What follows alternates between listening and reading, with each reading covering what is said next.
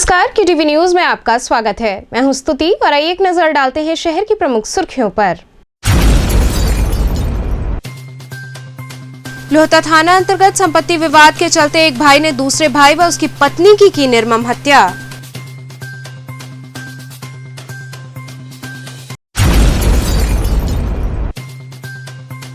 उत्तर प्रदेश माध्यमिक शिक्षक संघ द्वारा 19 सूत्री मांगों को लेकर निकाला गया मशाल जुलूस।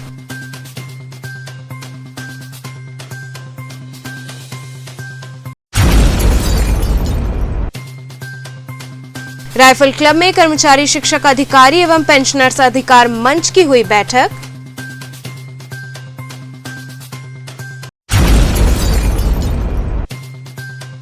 और कैबिनेट मंत्री अनिल राजभर पत्रकारों से हुए रूबरू।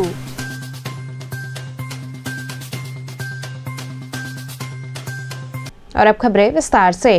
लोहता थाना अंतर्गत संपत्ति विवाद के चलते एक भाई ने दूसरे भाई व उसकी पत्नी की निर्मम हत्या कर दी। रविवार की सुबह लोहता थाना क्षेत्र में एक दंपति की निर्मम हत्या कर दी गई। मृतक दंपति 35 वर्षीय निसार और 30 वर्षीय खुशबू को घायल अवस्था में परिजन ट्रॉमा सेंटर लेकर पहुंचे, जहां चिकित्सकों ने उन्हें मृत घोषित कर दिया। घटना की सूचना मिलने पर मौके पर पहुंची पुलिस जांच कर रही है। घटनास्थल पर ग्रामीण पुलिस अधीक्षक ने पहुंचकर घटना की जानकारी ली और अपने मातहतों को आवश्यक दिशा निर्देश दिए। घटना का मूल कारण संपत्ति विवाद बताया जा रहा है। मिली जानकारी के अनुसार लोहता थाना क्षेत्र के रहीमपुर ग्राम के निवासी स्वर्गीय महमूद अली के 5 पुत्र हैं, जिसमें सबसे बड़ा बेटा नियाज एक हत्या के प्रकरण में भदोही जेल में बंद है। घर पर 3 बेटे निजाम, निसार, नसीर रहते हैं, जबकि 5वां बेटा वारिस सऊदी अरब में नौकरी करता है। वाराणसी में रह रहे परिवार की आजीविका का साधन बुनकरी है। परिजनों के बताए अनुसार मृतक निसार का अपने भाई निजाम से संपत्ति को लेकर विगत कुछ दिनों से विवाद चल रहा था। दोनों भाइयों और देवरानी जेठानी के बीच अक्सर पारिवारिक विवाद होता रहता था। परिजनों ने बताया कि आज सुबह मृतक निसार और हत्यारोपी उसके भाई निजाम के बीच बच्चे को खाना खिलाने की बात को लेकर विवाद शुरू हो गया। इस दौरान निजाम पावरलूम मशीन के एक भारी और धारदार औजार से निसार पर हमला कर दिया। ऐसा लग रहा था कि निजाम के सर पर खून सवार था। उसने बीच बचाव करने आई निसार की पत्नी खुशबू पर भी उसी लोहे के औजार से हमला कर दिया। दोनों दंपति लहूलुहान होकर वहीं आंगन में गिर पड़े, जिसके बाद हत्यारोपी निजाम अपनी पत्नी सहित मौके से फरार हो गया। देखिए, जैसा कि आप लोग अवगत हैं कि ये एक ही परिवार के में घटना हुई है। जो एक निसार नाम के व्यक्ति हैं और उनकी पत्नी खुशबू, उनके ही जो बड़े निसार के जो बड़े भाई हैं और उनकी जो वाइफ है, उन्होंने आज जो पारिवारिक अपना झगड़ा रहता था और आज सुबह बच्ची को जो तीसरे भाई की बच्ची है उसको खाना देने के ऊपर कोई विवाद हुआ, जिसमें ये जो निसार और जो उनकी पत्नी खुशबू ऊपर उनको समझाने के लिए गए कि अभी गाली गलौज मत करिए। वहीं जो है वो निजामुद्दीन तथा उनकी पत्नी ने जो है इनके ऊपर प्रहार कर दिया कि जो संभवत जो हथौड़े से इनके ऊपर प्रहार किया है वो भी ऊपर मिल गया है। आला कत्ल जो है इनका जो तीसरा भाई था वो इनको जब गंभीर हालत में जो है सवेरे फिर अस्पताल लेके गया, जहाँ इनको मृत घोषित कर दिया गया। मौके पे जो है वो जहाँ घटना हुई है वहाँ दोनों भाइयों की माता थी निसार के निजामुद्दीन की, उनके द्वारा बताई गई है कि जो छोटी बच्ची थी, तो ये जो जिसको प्रथम दृष्टया लग रहा है कि भाई नहीं जो है जो उनकी माता बता रही है भाई और उसकी पत्नी ने मिल गई अपने छोटे भाई और उसकी पत्नी की हत्या कर दी। सर, इसमें गिरफ्तारी वगैरह भी हुई है? देखिए, अभी ये तो अभी हम लोग इसकी इन्वेस्टिगेशन कर ही रहे हैं पूरा सारी चीज़ें, क्योंकि पुलिस को बहुत सूचना लेट इन लोगों ने दी थी, क्योंकि वो पहले घायल अवस्था में उनको लेके अस्पताल लेके पहुँचे। पुलिस को जब जानकारी पुलिस आ गई है और उसने अग्रिम कार्रवाई की है। घटना सर कितने बजे की थी? अब ये जो बता रहे हैं लगभग 9 बजे के आसपास इनकी जो मदर हैं वो बता रही हैं, जो बुजुर्ग हैं लगभग 8:30-9 के बीच के करीब की बता रही हैं और अभी इसमें कार्रवाई जारी है। ये घटना जो घटी है किस विवाद को लेकर घटी है? यही सब भाई कहते थे कि इनके हमारे ससुराल वाले बहुत अमीर हैं, बहुत पैसा वाले हैं, जाओ वहाँ से दहेज लो, अपनी औरत को छोड़ो।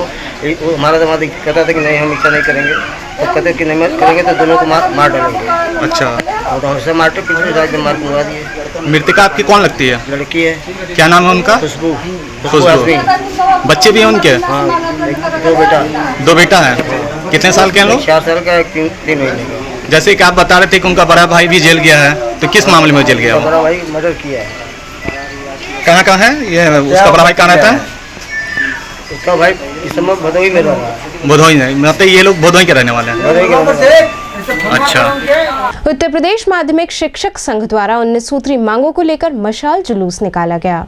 उत्तर प्रदेश माध्यमिक शिक्षक संघ ने सरकार द्वारा 2 अगस्त को जारी शासनादेश के विरोध में जिला विद्यालय निरीक्षक कार्यालय से जिलाधिकारी कार्यालय तक विशाल मशाल जुलूस निकाला। जुलूस जिला अध्यक्ष माया शंकर यादव के नेतृत्व में निकाला गया, जिसमें बड़ी संख्या में शिक्षक शामिल हुए। इस दौरान शिक्षक संघ के लोगों ने अपनी 19 सूत्री मांगों को लेकर सरकार विरोधी नारेबाजी की और सरकार को चेतावनी देते हुए कहा कि यदि सरकार उनकी मांगे पूरी नहीं करती है तो वे आगामी 30 सितंबर को संयुक्त शिक्षा निदेशक कार्यालय पर धरना देने हेतु बाध्य होंगे। हम लोग पूरे उत्तर प्रदेश में सभी जिलाधिकारी कार्यालय पर मशाल जुलूस के माध्यम से, जिलाधिकारी के माध्यम से मुख्यमंत्री को ज्ञापन प्रेषित कर रहे हैं। हमारी 19 सूत्री मांग है। उसमें पहली मांग हमारी है कि जो 2 पाली में स्कूल व्यवस्था चला रहे हैं, फैक्ट्री में काम करने वाला एक मजदूर भी उतना अधिक काम नहीं कर रहा जितना आज शिक्षकों को करना पड़ रहा है। यह स्कूल की व्यवस्था हम लोगों को मंजूर नहीं है। दूसरी मांग, पुरानी पेंशन स्कीम को लागू किया जाए। नई पेंशन स्कीम के लिए जब मुख्यमंत्री जी सांसद थे तो इन्होंने पत्र लिखा था प्रधानमंत्री को कि यह व्यवस्था शिक्षकों कर्मचारियों के हित में नहीं है, इसे समाप्त किया जाए। तो आप आज मुख्यमंत्री हैं, उस पत्र को आप कार्यान्वित करें और अपने कथनी और करनी में फर्क को समाप्त करें। दूसरी हमारी प्रमुख मांग है, कर्मचारियों को निःशुल्क मेडिकल की सुविधा है।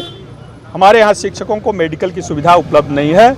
हमारे शिक्षक के परिवार के लोग भी कैंसर जैसे गंभीर रोग से पीड़ित होते हैं, उन्हें उपचार के लिए जलालत झेलनी पड़ती है। इसलिए हमारी मांग है कि निःशुल्क मेडिकल व्यवस्था लागू की जाए। तदर्थ शिक्षक अभी कुछ बाकी हैं, उनको नियमित किया जाए। कंप्यूटर और व्यावसायिक के जो शिक्षक हमारे विद्यालयों में काम कर रहे हैं, उनको रिक्त पद पर समायोजित करते हुए नियमित शिक्षक का दर्जा दिया जाए। इस तरह से हमारी कुल 19 सूत्री मांगे हैं। इसके अगर पूरी फिल्म नहीं होती है तो फिर आगे की रणनीति क्या है? हम लोगों ने आगे की रणनीति तय कर ली है। आज के बाद 30 सितंबर को संयुक्त शिक्षा निदेशक कार्यालय पर धरना देंगे और ज्ञापन पुनः मुख्यमंत्री को प्रेषित किया जाएगा। तब भी अगर बात नहीं सुनी जाती है तो 5 अक्टूबर को सभी जिलाधिकारी कार्यालय पर हम लोग मशाल जुलूस निकालेंगे, मोटरसाइकिल रैली निकालेंगे, शिक्षक और कर्मचारी मिल करके। फिर आगे हम लोग प्रदेश स्तर पर इस कार्यक्रम को आगे बढ़ाएंगे। राइफल क्लब में कर्मचारी शिक्षक अधिकारी एवं पेंशनर्स अधिकार मंच की बैठक आहूत हुई।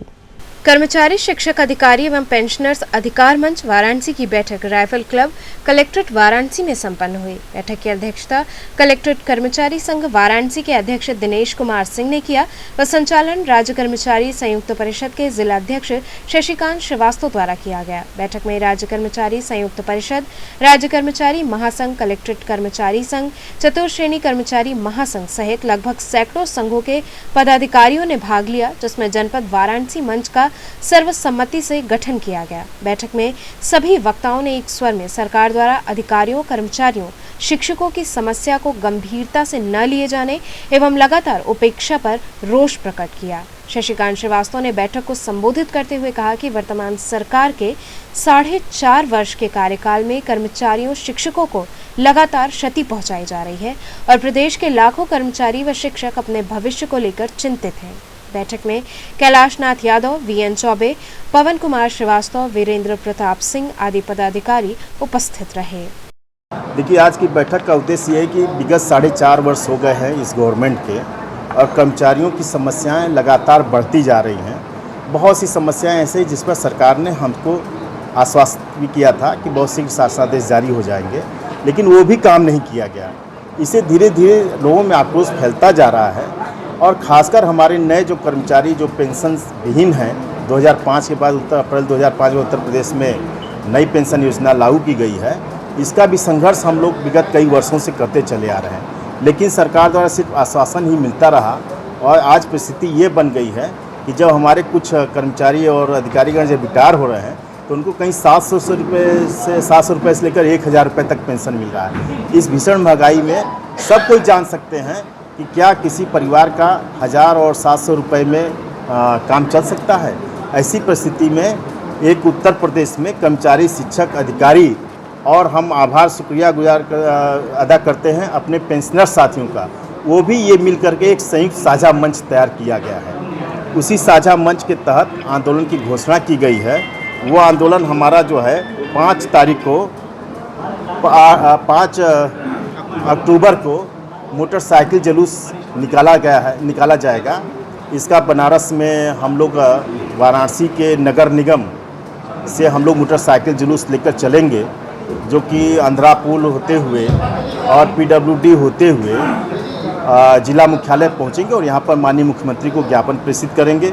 उसके पश्चात 28 अक्टूबर को हम जिला मुख्यालय पर विशाल धरना का आयोजन होगा और 30 नवंबर को इको गार्डन पार्क लखनऊ में विशाल रैली होगी, जिसमें हम लाखों की तादाद में अपनी उपस्थिति दर्ज कराएंगे। कैबिनेट मंत्री अनिल राजभर पत्रकारों से मुखातिब हुए। कैबिनेट मंत्री अनिल राजभर ने पत्रकारों से रूबरू होते हुए कहा कि इस बार प्रधानमंत्री के जन्मोत्सव को लेकर हमने थोड़ा विस्तार किया है। इस वर्ष 17 सितंबर से लेकर आगामी 7 अक्टूबर तक विविध कार्यक्रम आयोजित किए गए हैं और हम सब लोग रोज PM नरेंद्र मोदी के जन्मदिवस को मनाने का कार्य कर रहे हैं। इसी क्रम में हमारे विभाग ने ये फैसला किया है कि दिव्यांग हेतु एक नेशनल स्तर की प्रतियोगिता कराई जाए, जो कि आगामी 4 अक्टूबर को इस प्रतियोगिता का उद्घाटन होने जा रहा है। इस प्रतियोगिता का उद्घाटन उत्तर प्रदेश के मुख्यमंत्री योगी आदित्यनाथ द्वारा किया जाएगा। जैसा आप सब लोग जानते हैं कि पूज्य प्रधानमंत्री जी का जन्म दिवस हर वर्ष हम लोग सेवा सप्ताह के रूप में मनाते थे। इस बार थोड़ा सा उसको हम लोगों ने विस्तार दिया है और 17 सितंबर से लेकर उनके जन्म दिवस से लेकर और 7 अक्टूबर तक, जब वो पहली बार गुजरात के मुख्यमंत्री के रूप में उन्होंने जब शपथ लिया था, उस तारीख को उनके जन्म दिवस से जोड़ने का फैसला हम लोगों ने किया और बनारस के अंदर 21 दिवसीय तमाम कार्यक्रम हमारा संगठन भारतीय जनता पार्टी का हमारा एक साथी, हम सब लोग रोज पूज्य प्रधानमंत्री जी के जन्म दिवस को मनाने का काम कर रहे हैं। उसी क्रम में हमारे विभाग ने यह फैसला किया है कि दिव्यांगों का एक नेशनल स्तर की कोई प्रतियोगिता कराई जाए। हम सब लोगों ने फैसला किया है, देश की जो दिव्यांगों की अच्छी क्रिकेट की टीम है, उन टीमों को काशी में हम बुला रहे हैं। 4 तारीख को उस प्रतियोगिता का उद्घाटन होने जा रहा है और उद्घाटन करने के लिए उत्तर प्रदेश के हमारे यशस्वी मुख्यमंत्री योगी आदित्यनाथ जी का आगमन हो रहा है। सभी दिव्यांग खिलाड़ियों को मुख्यमंत्री जी का आशीर्वाद मिलेगा और उस मौके पर ही बनारस के हमारे जो दिव्यांग जन हैं, उत्तर प्रदेश के हमारा जो दिव्यांग विभाग है, उसके तरफ से जो दिव्यांगों का सहयोगी उपकरण हम हर वर्ष वितरित करते हैं, मुख्यमंत्री जी के हाथ से काशी के दिव्यांगजनों को सहयोगी उपकरण को भी वितरण करने का उस अवसर पर कार्यक्रम संपन्न होगा। एक बहुत ही अच्छा और ख़ास तौर पर पैरा ओलंपिक के बाद जिस तरह से देश में खेल को लेकर एक अच्छा माहौल बना है, मैं समझता हूं कि काशी का ये कार्यक्रम उस माहौल को और भी बल देने का काम करेगा। एक अच्छी प्रतियोगिता होगी जिसकी चर्चा देश के अंदर होगी। 4 तारीख को उसका उद्घाटन होगा और 7 तारीख को उसका हम समापन करेंगे। ये कार्यक्रम कहाँ पे होगा? ये सिगरा स्टेडियम में होगा। अब वक्त तो चला एक छोटे से ब्रेक का, बने रहिए KTV के साथ।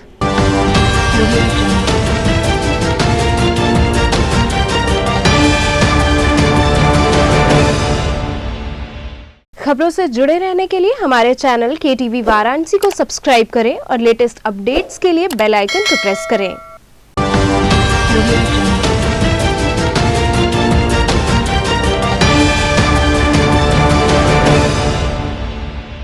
ब्रेक के बाद आपका स्वागत है। सपा द्वारा हड़हा क्षेत्र में मतदाता पहचान पत्र बनाने हेतु शिविर लगाया गया। चौक थाना अंतर्गत हड़हा क्षेत्र में समाजवादी पार्टी के पूर्व महासचिव मोहम्मद जुबैर के नेतृत्व में मतदाता पहचान पत्र बनवाने हेतु शिविर लगाया गया। मोहम्मद जुबैर ने बताया कि सपा सुप्रीमो अखिलेश यादव के निर्देश पर इस कैंप का आयोजन हुआ है। साथ ही जनता की भी मांग को देखते हुए उनकी सहूलियत हेतु पार्टी की ओर से ये कैंप लगाया जा रहा है। उन्होंने कहा कि आगे भी लगातार कैंप लगाए जाएंगे। इस दौरान क्षेत्र की जनता ने इस कैंप का लाभ लिया। इस मौके पर वली मोहम्मद, गौरी जायसवाल, रॉबिन कसेरा, सुमित शाह, इमरान सहित अन्य सदस्य उपस्थित रहे। जुबैर जी, आज किस तरह का ये लगा है? आज हम लोगों ने जिस तरीके समाजवादी पार्टी की तरफ से आदेश आया है कि हर बूथ पर यूथ वोट भी बढ़ाएंगे और बूथ भी जिताएंगे, जिस तरीके से कार्यक्रम पूरे उत्तर प्रदेश में चल रहा है, उसी कड़ी में आज हम लोगों ने एक छोटा सा कार्यक्रम अपने हड़ा मैदान कोबा मस्जिद के पास रखा है। और लोगों की डिमांड थी और मांग भी थी कि हमारा वोटर ID कैंप नहीं बना हुआ है। आगे आने वाला विधानसभा 2022 का आगामी चुनाव है, उसके मद्देनज़र लोगों की डिमांड पर हम लोगों ने यहाँ पे वोटर ID कैंप लगाया है। ऑनलाइन प्रक्रिया है, वो वोटर ID कार्ड बन रहा है। जिस तरीके से लोगों की सहूलियत है, लोग बहुत खुश हैं और बहुत उम्मीद भरी निगाहों से देख रहे हैं। और आगे भी जिस तरीके की मांग रहेगी उस तरीके की हम लोग हर तरीके का कैंप लगाने का काम करेंगे। पूर्व प्रधानमंत्री मनमोहन सिंह के जन्मदिवस के अवसर पर कांग्रेस जनों द्वारा खिचड़ी वितरण कार्यक्रम आयोजित किया गया। दशाश्वमेध स्थित खिचड़ी बाबा मंदिर पर कांग्रेस कार्यकर्ताओं द्वारा खिचड़ी वितरण का आयोजन किया गया। कार्यकर्ताओं ने बताया कि पूर्व प्रधानमंत्री मनमोहन सिंह के जन्मदिवस के उपलक्ष्य में खिचड़ी वितरण कार्यक्रम आयोजित किया गया है। कांग्रेस नेता ओम प्रकाश ओझा ने बताया कि आगे भी इस प्रकार के कार्यक्रम आयोजित किए जाएंगे। इस दौरान सभी कार्यकर्ताओं ने पूर्व प्रधानमंत्री के उत्तम स्वास्थ्य व दीर्घायु की कामना की। इस मौके पर बड़ी संख्या में कांग्रेस कार्यकर्ता उपस्थित रहे। किस तरह का कार्यक्रम किया है? आज हम सारे कांग्रेसजनों ने माननीय मनमोहन सिंह जो पूर्व प्रधानमंत्री हैं, महान अर्थशास्त्री हैं, आज उनके जन्मदिन को हम लोगों ने मनाया है। जो भारतवर्ष को प्रगति पथ पर आगे 10 वर्षों में जितना उन्होंने प्रगति कराया और प्रगति पथ पर ले गए, आज उस महान अर्थशास्त्री का जन्मदिन है, उसको हम लोग अपने हार्दिक तहे दिल से मना रहे हैं। और इसके लिए हम लोगों ने शुरुआत यहाँ पर खिचड़ी बांट करके शुरुआत की है। और हम लोगों ने संकल्प लिया है कि ये आगामी आने समय में जो भी हमारे गरीब चाहे जो भी हमारे व्यक्ति जो इस समाज से वंचित हैं, उनके पूरे सहयोग में हम लोग खड़े रहेंगे, हम कांग्रेस जन, और उनको ताकत देने का काम करेंगे। काशी पहुंचे एक NRI द्वारा सेवा कार्य करते हुए गरीबों में भोजन व वस्त्र वितरित किया गया। बाबा काल भैरव के दरबार में DK त्यागी, जो कि लंदन के रहने वाले हैं और भारत के मूल निवासी हैं, उन्होंने प्रधानमंत्री की प्रेरणा से काशी आकर गरीबों व असहायों में भोजन व वस्त्र वितरित किया। उन्होंने बताया कि आगे भी उनकी इच्छा है कि वो गरीबों की हर संभव मदद कर सकें। उनके साथ ट्रैफिक पुलिस से सुजीत राय व आदेश कुमार राय ने सहयोग किया। मैं लंदन से आया हूँ बिफोर 3 डेज और UK में रहता हूँ। मेरा वहाँ अपना छोटा सा बिजनेस है वहाँ पे, और मैं वहाँ पे काशी विश्वनाथ भोले जी के दर्शन करने आया हूँ। और मैं यहाँ पे आता रहता हूँ, जब भी मैं इंडिया आता हूँ तो मैं यहाँ काशी जी के अपने शंकर भगवान के जो यहाँ पे अपनी भूमि है, तो मैं इसके यहाँ दर्शन करने आता हूँ, अपना माथा टेकने आता हूँ यहाँ पे। और मैं आपको बताऊँ, मैं यहाँ पे जब हमारा प्रवासी भारतीय दिवस हुआ था यहाँ पे मोदी जी का 3-4 साल पहले, तो उसमें आया था। पहली बार मैं काशी आया था। मैं भारत का रहने वाला। अभी आपने कहाँ पर और क्या किया? अभी तो मैंने सर मंदिर गया, मैं सुबह काशी विश्वनाथ जी के मंदिर गया, वहाँ दर्शन करे, वहाँ अपना माथा टेका, वहाँ उनका आशीर्वाद लिया भोले शंकर का। उसके बाद भैरव बाबा के मंदिर पर आया और मैंने यहाँ पे थोड़ा प्रसाद बांटा। जो मेरे हिंदुस्तानी मेरे भाई हैं, और मैं जिनकी हालत देख के मुझे होता है भाई यहाँ पे है। लेकिन अभी भी हिंदुस्तान पहले से बहुत सुधार हो गया है जब से हमारी BJP गवर्नमेंट आई है, मोदी जी आए हैं।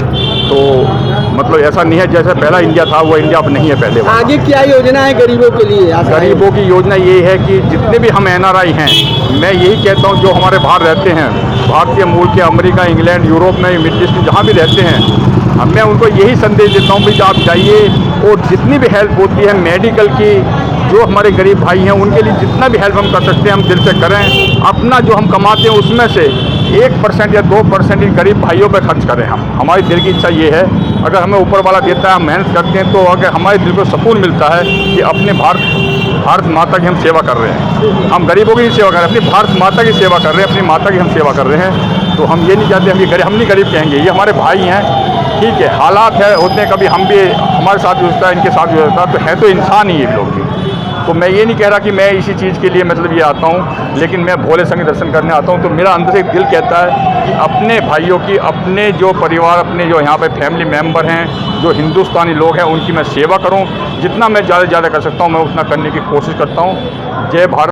मेरा शुरू से ही ये लगाव है कि गरीबों की सहायता, गरीब जो असहाय गरीब हैं उन लोगों की मैं मदद कर दूंगा। मेरे दिल खुश होता है और मैं बहुत पहले से ही गरीब असहाय लोगों की मदद करते आ रहा हूँ। कोविड काल से ही मैं लोगों को फ्रूट वगैरह, फल, खाना पीना सब मैं देता आ रहा हूँ। और आज भी मैं जो भी हमारे मित्र हैं देवेंद्र त्यागी सर, मैंने इनको हमको सर बोले कि मैं सर यहाँ बनारस के लिए कुछ करिए, जो बनारस की गरीब असहाय और भी लोग हैं जिससे मदद मिले। तो मैं सर को इंस्पायर्ड किया कि सर आइए और यहाँ लोगों को मदद करिए।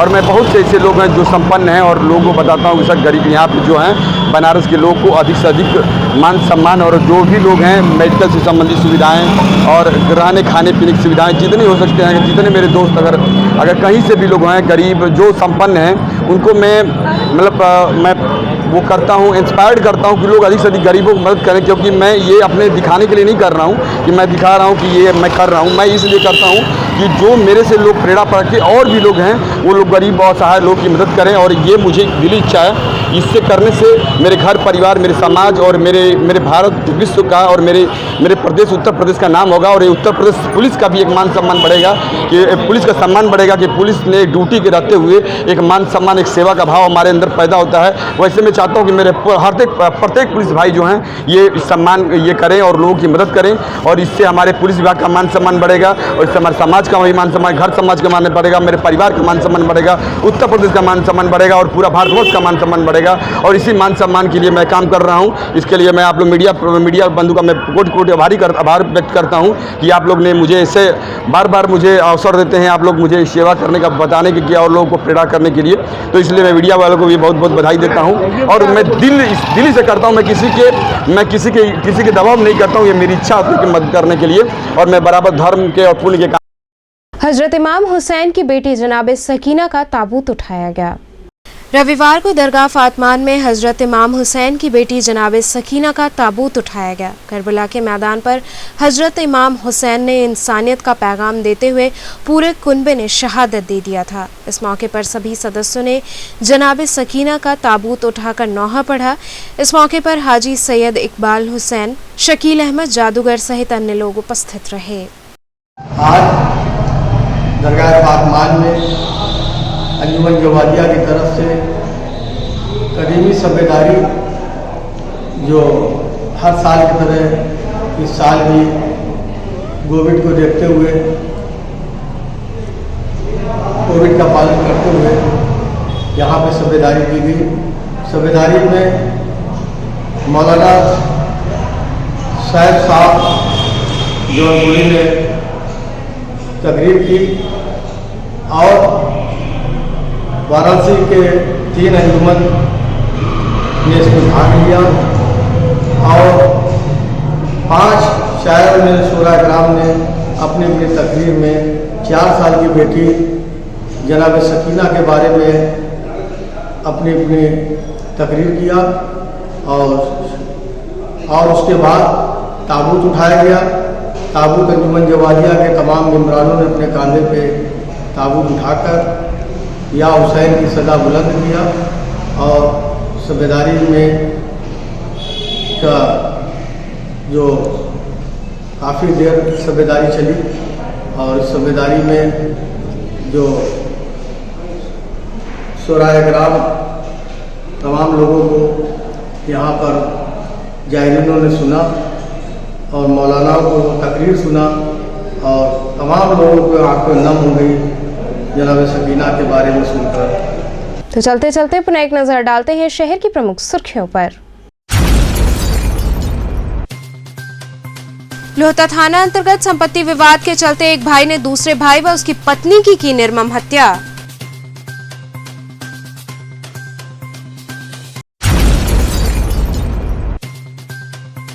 उत्तर प्रदेश माध्यमिक शिक्षक संघ द्वारा 19 सूत्री मांगों को लेकर निकाला गया मशाल जुलूस।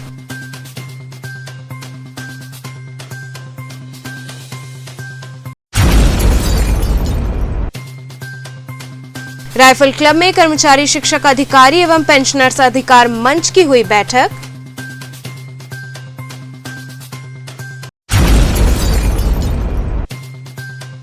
और कैबिनेट मंत्री अनिल राजभर पत्रकारों से हुए रूबरू।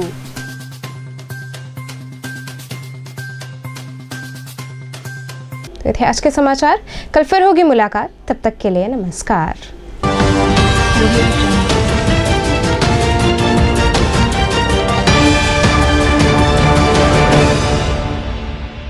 खबरों से जुड़े रहने के लिए हमारे चैनल KTV वाराणसी को सब्सक्राइब करें और लेटेस्ट अपडेट्स के लिए बेल आइकन को प्रेस करें।